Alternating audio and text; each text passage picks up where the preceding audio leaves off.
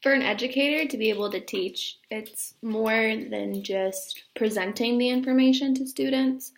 It's being able to be a role model, a guide, and just have certain values that the children can look up to.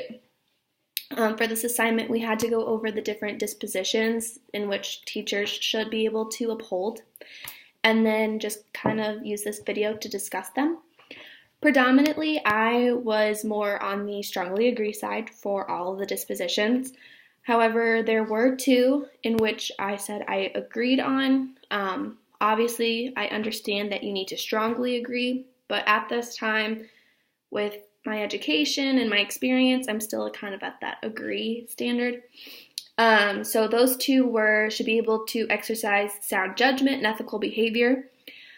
I've kind of experienced that it's a little rough to do what's ethical. You know what's right. You know those guidelines. You know what's expected of you. But when a child is bouncing off the walls, going crazy, you have to make that judgment for safety and for yourself and for the student, property of the school. And so sometimes you kind of have to decide, this is going to be the best course of action, maybe an extra suspension day, but all remaining within those guidelines of you're keeping the student safe, you're trying your best to help them, and as well as helping the other students that are in the classroom. My other area in which I agreed on is understanding the impact of the community involvement of leadership, as well as it applies to the welfare of the educational setting. I agree with this. It's just kind of hard sometimes, You're a teacher, so you're putting in hours before school, after school, weekends. So sometimes it is kind of hard to get out into the community and be just another present face. You still have to have a social life on your own and kind of keep yourself sane. So there are a little bit of conflicting times where you're not able to be that face all the time.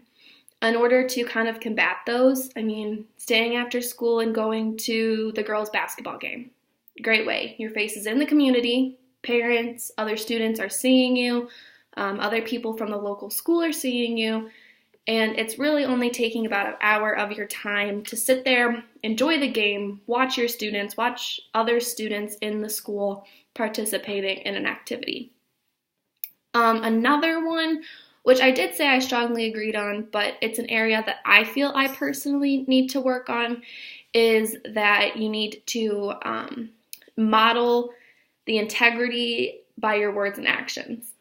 I know for me, sometimes, a kid will say something, they'll curse at you, and it's hard not to be like, oh my gosh, or roll your eyes or do something.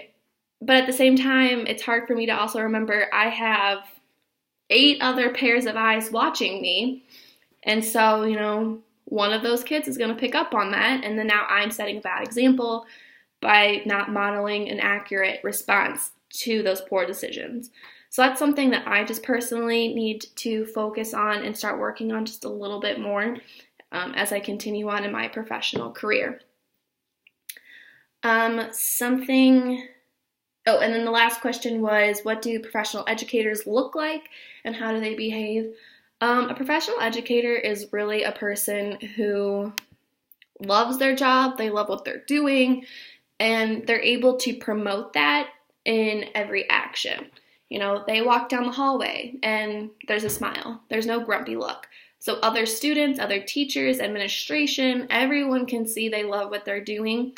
And that kind of just puts out a positive vibe towards everybody, I believe. The standards that person's going to end up following the most, in my opinion, is going to be Principle 2 and Principle 3. These principles outline professional competency as well as responsibility to the students.